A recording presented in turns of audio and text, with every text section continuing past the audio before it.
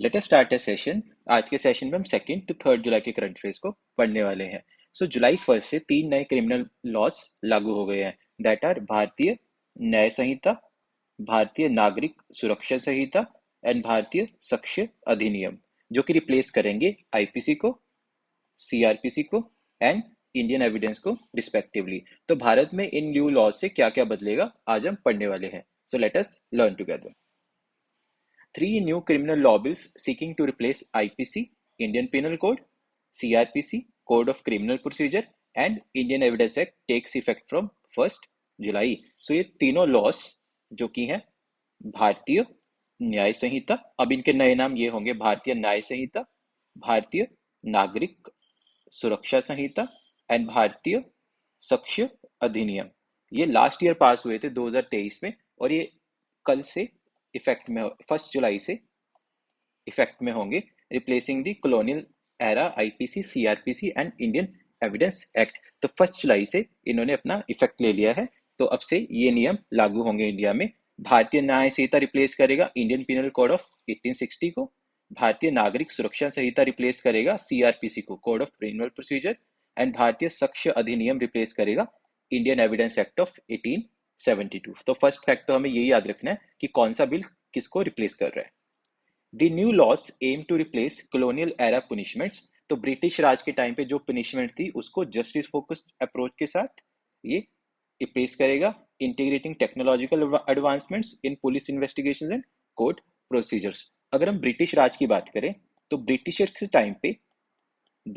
Time पे जो भी लॉस बने थे वो ज्यादातर लॉस लोगों को डराने के लिए बने थे, कि उनमें फियर रहे कि ब्रिटिश राज का यहाँ पे दबदबा है।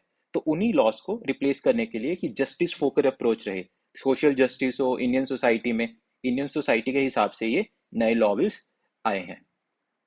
फर्स्ट इज भारतीय न्याय संहिता बिल, जो कि रिप्लेस करेगा इंडियन पिनल कोड ऑफ 1860 को। तो हम देख सकते हैं कि हमारा Indian penal code almost 150 years पुराना है, 1860 के टाइम का है, और अभी हम 2024 में हैं। तो इसमें अभी 358 सेक्शंस होंगे, 358 सेक्शंस होंगे instead of 511 sections of IPC. तो आईपीसी में 511 सेक्शंस थे और भारतीय न्याय संहिता में 358 सेक्शंस होंगे। It adds new offences. तो इसमें नए ऑफेंसेस को ऐड किया गया, organised crime, terrorism and murder और grievous hurt by a group on certain grounds. तो एक फैक्ट हमें यहाँ याद रखना है कि हमें सारे सेक्शंस नहीं याद करने, हमें कुछ इंपॉर्टेंट फैक्ट याद करने हैं हमारे एग्जाम पॉइंट ऑफ व्यू से। इसमें सिडेशन को रिप्लेस किया गया ट्रीजन से।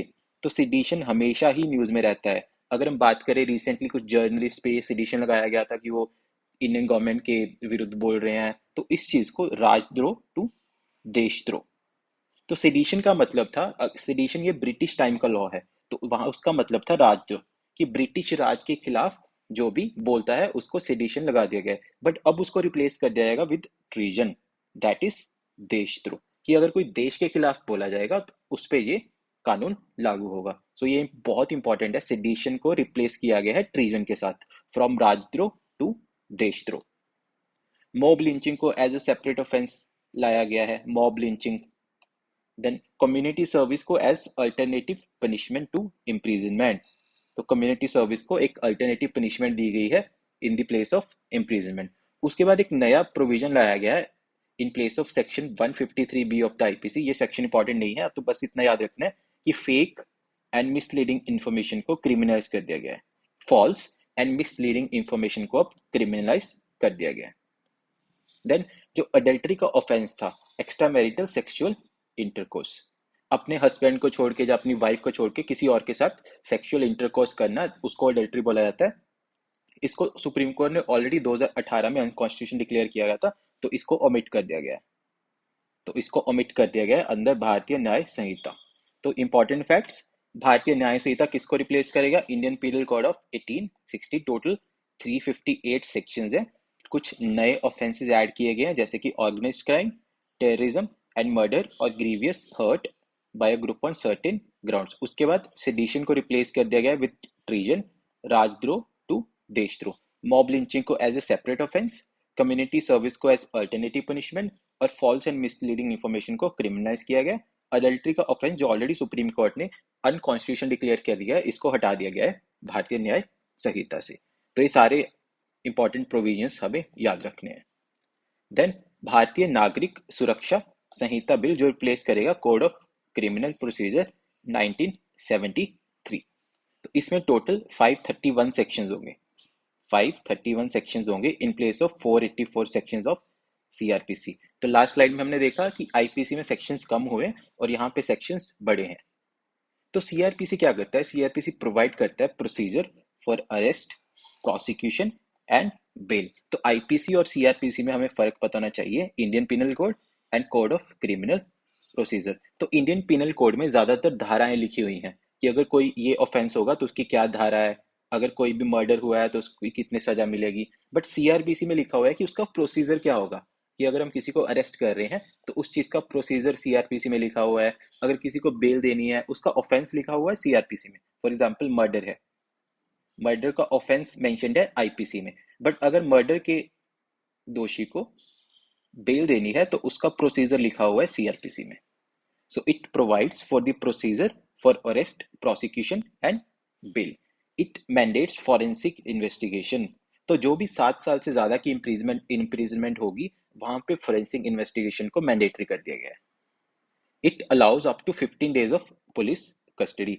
तो 15 दिन तक की पुलिस कस्टडी ले सकते हैं, which can be authorise in parts, अलग अलग टाइम पे, इनिशियल 40 या 60 डेज में और 60 या 90 डेज के अराउंड जुडिशियल कस्टडी जब होती है तो 15 डेज की पुलिस कस्टडी कर सकते हैं। देन जीरो एफआईआर, अगर हम किसी स्टेट में हैं बट ऑफेंस किसी और स्टेट में हुआ है तो हम उसी स्टेट में जीरो एफआईआर लॉन्च कर सकते हैं। तो जीरो एफआईआर का मतलब है कि जहां पे कोई भी इवेंट हुआ है जरूरी नहीं है कि हमें वहां पे ही एफआईआर दर्ज करनी है, हम किसी और पुलिस स्टेशन में भी दर्ज करते हैं और वहां का police station concerned police station को वो भेज देगा, तो इसका मतलब होता है zero FIR. Then appointment of independent director of prosecution in each district. Then victim centric justice. तो one of the main motive क्या था ये नए लॉस लाने का, कि जो में ब्रिटिश राज में इंडियंस पे जो भी फियर पैदा किया गया, उन पे जो भी मुकदमे दायर किए गए, उसके against justice centric approach, victim centric approach रखना। So this was the motive. तो हमें सारे इंपॉर्टेंट फैक्ट्स 531 सेक्शंस। तो ये सीआरपीसी करता क्या है? Procedure for arrest, prosecution and bail, forensic investigation mandatory होगी फॉर ऑफेंसेस विद 7 और मोर ईयर्स, 15 डेज तक की पुलिस कस्टडी, जीरो एफआईआर, किसी भी पुलिस स्टेशन में हम अपना मुकदमा दर्ज कर सकते हैं चाहे वहां पे इवेंट हुआ है नहीं हुआ। Appointment of independent director of prosecution and victim centric justice. Then last is Bharatiya Sakshya Samhita bill जो कि रिप्लेस करेगा इंडियन एविडेंस एक्ट ऑफ 1872। तो हमने आईपीसी देखा 1860 में बना था ब्रिटिश के टाइम पे, तो इंडियन एविडेंस एक्ट 1872 में आया था, ये भी ब्रिटिशर्स के टाइम पे आया था। तो इसमें कुछ प्रोविजंस ऐड किए हैं, जैसे it allows for electronic and digital records. तो जो भी इलेक्ट्रॉनिक एंड डिजिटल रिकॉर्ड्स हो गए that are also admissible under the new laws. The age limit for consensual sex with wife is increase from 15 years to 18 years. Then snatching को एक separate offence बनाया गया, snatching को एक separate offence. Then eFIR, electronic FIR भी हम कर सकते हैं। एनजीओज और third parties can not file mercy petition. तो जो भी एनजीओज है, नॉन गवर्नमेंट ऑर्गेनाइजेशन, जो थर्ड पार्टीज है, वो मर्सी पिटीशन फाइल नहीं कर सकते। Then inclusion of electronic evidence. So these are one of the important provisions of Bharatiya Sakshya Samhita bill जो कि रिप्लेस करेगा इंडियन एविडेंस एक्ट ऑफ 1872। तो ये तीनों लॉस हमें याद रखने हैं, तीनों लॉस हमेशा ही न्यूज में रहेंगे, एटलीस्ट 1-2 महीना तो ये न्यूज में रहेंगे, बिकॉज कुछ कुछ चीजें इसमें आती रहेंगी, कुछ कुछ अमेंडमेंट्स करनी पड़ेगी, बिकॉज नए लॉज हैं। जब ये यूज में होंगे तब पता चलेगा कि कुछ कुछ प्रोविजंस हमें इसको भी चेंज करने पड़ेंगे। Then SEBEX2, India gets one of the most powerful non nuclear bombs. तो याद रखना है this is non nuclear bomb SEBEX2। So together with solar industries, तो सोलर इंडस्ट्रीज के साथ मिलकर इंडियन नेवी ने इसे बनाया है। तो इंडिया की नेवी ने इसे क्रिएट किया है SEBEX2, a cutting edge bomb that is 2.01 times more powerful than TNT। तो TNT एक न्यूक्लियर एक्सप्लोजिव है, तो न्यूक्लियर एक्सप्लोजिव से भी ये 2 टाइम्स ज्यादा पावरफुल है SEBEX2। SEBEX2 is made from high melting explosives. तो ये बना है हाई मेल्टिंग एक्सप्लोजिव जिसे HMX कहा जाता है, which means it can greatly increase the destructive power of many weapons like bombs, gun shells and warheads without adding any extra weight। तो SEBEX Indian navy का है विथ सोलर इंडस्ट्रीज के साथ Indian navy ने बनाया, जो कि 2 times ज्यादा पावरफुल है देन टीएनटी, जो कि एक न्यूक्लियर एक्सप्लोजिव है। और ये बना किससे है? हाई मेल्टिंग एक्सप्लोजिव से। तो ये तीनों फैक्ट हमें याद रखने हैं। RBI joins project nexus for seamless cross border transaction. तो आरबीआई ने किस प्रोजेक्ट को ज्वाइन किया? प्रोजेक्ट नेक्सस को। तो project nexus is a world wide effort to make it easier for people to send money instantly across borders. अगर हमें India से किसी और कंट्री में पैसे सेंड करने हैं तो उसके लिए ये प्रोजेक्ट नेक्सस बना है, ताकि लोगों को ईजी हो मनी सेंड करना। In this plan unified payments interface of India, UPI, जिसे हम शॉर्ट में यूपीआई बोलते हैं, तो इंडिया का UPI will link to the fast payment systems of Malaysia, Philippines, Singapore and Thailand. तो इंडिया का यूपीआई 4 कंट्रीज के फास्ट पेमेंट सिस्टम से लिंक किया जाएगा, that are Malaysia, Philippines, Singapore and Thailand. The bank for international settlements, the bank for international settlements उसका innovation hub है। उसने ये प्रोजेक्ट स्टार्ट किया था to bring about a new way of doing things in international payments. तो जो bank है for international payments, उसके इनोवेशन हब ने ये प्रोजेक्ट स्टार्ट किया था।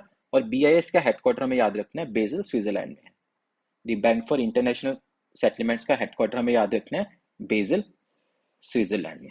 तो हमें यहाँ पे 3 चीजें याद रखनी है। फर्स्ट इज प्रोजेक्ट नेक्सस को किसने ज्वाइन किया? आरबीआई ने ज्वाइन किया। और हमारा यूपीआई लिंक होगा to the fast payment systems of Malaysia, Philippines, Singapore and Thailand. तो 4 कंट्रीज के साथ लिंक किया जाएगा for fast payments across borders. और बीआईएस का हेडक्वार्टर है बेजल, स्विट्जरलैंड में।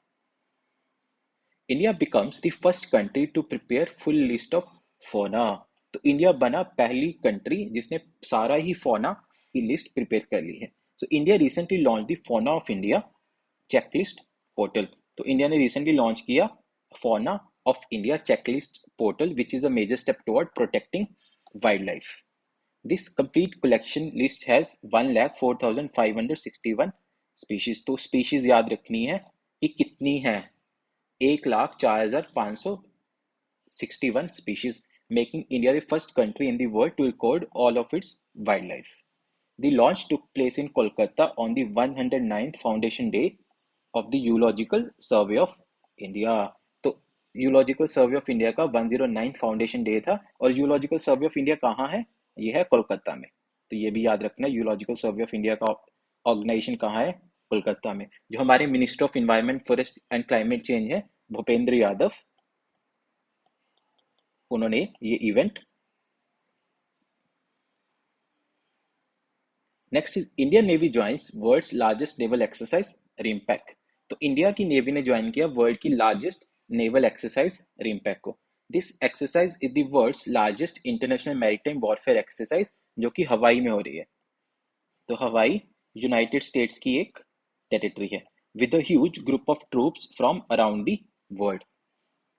This exercise had over 150 planes, 40 surface ships, 3 submarines, people from over 29 countries and a total of over 25,000 people. और इंडिया ने अपनी ship, Indian naval ship Shivalik को भेजा।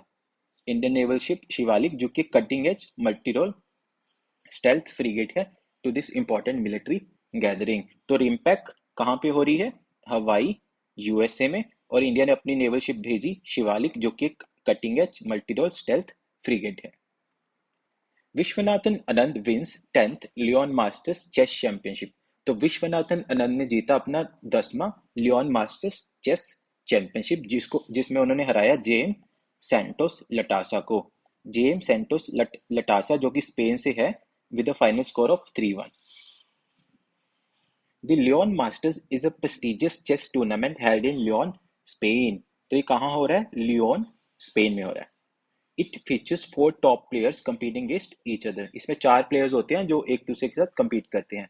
2024 के पार्टिसिपेंट्स है Viswanathan Anand from India, Arjun Erigaisi from India, Veselin Topalov from Bulgaria and Jaime Santos Latasa of Spain. तो final में विश्वनाथन ने इनको हराया, स्पेन के जेम सेंटोस लतासा को। और ये इवेंट कहाँ हो रहा है? लियोन, स्पेन में। और इनका ये 10th टाइटल था, विश्वनाथन आनंद का ये 10th टाइटल था। और ये इंडिया के फर्स्ट चेस ग्रैंड मास्टर भी थे। विश्वनाथन आनंद इंडिया के फर्स्ट चेस ग्रैंड मास्टर थे, ये भी हमें याद रखना है। अगर आपको एग्जाम में क्वेश्चन आए इंडिया के फर्स्ट चेस ग्रैंड मास्टर कौन थे, तो विश्वनाथन आनंद थे। झारखंड सेलिब्रेट्स हल दिवस। हल क्रांति दिवस is celebrated on June 30 every year. तो हल क्रांति दिवस हर साल जून 30 को सेलिब्रेट किया जाता है to mark the independence movement of 1855। तो led by tribal heroes like Sidhu, Kanho, Chand, Bhairav and among others. तो उस टाइम पे रिवोल्ट ऑफ 1857 भी चल रहा था, हमें याद होगा। रिवोल्ट ऑफ 1857 के टाइम पे इन्होंने इंडिपेंडेंस मूवमेंट को लॉन्च किया by Sidho, Kanho, Chand, Bhairav among others. More than 50,000 tribals ने रिवोल्ट किया था ब्रिटिश रूल के खिलाफ। 50,000 से ज्यादा ट्राइबल्स ने ब्रिटिश रूल के खिलाफ लॉन्च किया रिवोल्ट झारखंड में। Air India to set up South Asia's largest flight training school in Amravati, Maharashtra. तो एयर इंडिया साउथ एशिया का लार्जेस्ट फ्लाइट ट्रेनिंग स्कूल बनाएगा अमरावती, महाराष्ट्र में। तो याद रखना है, अमरावती का है, महाराष्ट्र में, with an investment of over 200 crore. This initiative aims to secure a steady pipeline of pilots for the airline, which will require 500 to 700 pilots annually. Because last year Air India ने एक मेगा ऑर्डर दिया था 470 Airbus and Boeing aircraft. अब हमें पता है air India एक private airline बन चुका है, पहले इस पे सरकार का कंट्रोल था, बट सरकार ने इसको प्राइवेट डी से इन्वेस्टमेंट कर दिया इसका, एयर इंडिया का। और इसके एमडी एंड सीईओ है कैंपवेल विल्सन। इसके एमडी एंड सीईओ भी याद रखना है, कैंपवेल विल्सन। और ये अब टाटा का एक प्राइवेट एयरलाइन है। तो टाटा ग्रुप का एक प्राइवेट एयरलाइन है, इससे पहले ये गवर्नमेंट ऑफ इंडिया के पास था। Japan introduces holographic technology in new bank notes. जो जापान ने इंट्रोड्यूस किया holographic technology in new bank notes. On July 3 Japan will introduce new bank notes featuring what it claim to be the world's pioneering use of advanced holography. तो अपने नए bank notes में Japan ने introduce किया holographic technology, जो कि illusion create करेगा of historic figures portraits, जो कि इल्यूजन क्रिएट करेगा of historic figures portrait rotating in 3D on the bills serving as a anti counterfeit measure। हम यहाँ पे देख सकते हैं ऐसा कुछ रहेगा जापान के नए note. This marks the first redesign of the bank notes in 20 years। तो 20 साल के बाद जापान ने अपने बैंक नोट्स को रिवाइज किया है। और जापान की करेंसी है जापानीज यन। तो सबसे इंपॉर्टेंट फैक्ट हमें ये भी याद रखना है, जापान की करेंसीज है जापानीज यन। चाइना की करेंसी है युआन, चाइना की करेंसी है युआन, इंडिया की है रुपीज, यूएसए की है डॉलर्स। तो कुछ कुछ करेंसीज हमें याद होनी चाहिए। Indian army commences joint military exercise मैत्री विद थाईलैंड आर्मी। तो इंडियन आर्मी ने अपनी ज्वाइंट मिलिट्री एक्सरसाइज मैत्री को स्टार्ट किया with Thailand army. India Thailand joint military exercise मैत्री, जो कि हो रही है जुलाई 1 से जुलाई 15 तक एट फोर्ट वचीरा प्राक्कम इन तक प्रोविंस ऑफ थाईलैंड। तो लास्ट टाइम ये मेघालय में हुई थी और इस बार 13th एडिशन हो रहा है थाईलैंड में। तो 2019 में ये उमरोई मेघालय में हुई थी और इस बार ये हो रही है थाईलैंड में। तो ये 3-4 फैक्ट हमें याद होने चाहिए कि मैत्री एक्सरसाइज किस कंट्रीज के बीच होती है, इंडिया थाईलैंड। कौन सी एक्सरसाइज है, मिलिट्री, और कहाँ पे हो रही है, थाईलैंड में। इसी के साथ साथ हमें एक और एक्सरसाइज पता होना चाहिए जिसका नाम है नोमैडिक एलिफेंट, जो कि आज ही स्टार्ट हुई है। नोमैडिक एलिफेंट जो कि जुलाई 3 आज ही स्टार्ट हुई है, जो कि इंडिया और मंगोलियन आर्मी के बीच होती है। इंडिया और मंगोलियन आर्मी के बीच होगी फ्रॉम जुलाई 3 टू जुलाई 16 2024 ये, और उमरई मेघालय में होगी। और ये एक्सरसाइज उमरई मेघालय में। तो दोनों एक्सरसाइज याद रखनी है, मैत्री एंड नोमैडिक एलिफेंट, कौन कौन सी कंट्रीज के बीच में कहाँ हो रही है, दोनों फैक्ट हमें याद रखने हैं। Now let us see the appointments of the day. First is Ravi Agarwal, जो कि एक 1998 बैच IRS ऑफिसर है। इनको अपॉइंट किया गया है as the new chairman of the Central Board of Direct Taxes, जो कि मिनिस्ट्री ऑफ फाइनेंस के अंडर काम करती हैं। सो इसको अपॉइंट किया गया है new chairman of the Central Board of Direct Taxes, और ये सक्सीड करेंगे नितिन गुप्ता को। CBDT administer direct taxes. तो Central Board of Direct Taxes as name suggest, ये डायरेक्ट करता है, एडमिनिस्टर करता है direct taxes such as income tax, corporate tax and wealth tax. Next is CS Setty. तो फाइनेंशियल सर्विसेज इंस्टीट्यूशन ब्यूरो ने छल्ला श्रीनिवासलू सेट्टी को नेक्स्ट चेयरमैन बनाया SBI का। तो स्टेट बैंक ऑफ इंडिया का चेयरमैन बनाया है CS सेट्टी को, रिप्लेस करेंगे दिनेश खरा को। तो इनकम्बेंट चेयरमैन है दिनेश खरा, उनको ये रिप्लेस करेंगे। So that is it for this daily current affairs session. Please like, share, subscribe and comment your feedback. Thank you. Jai Hind, Jai Bharat.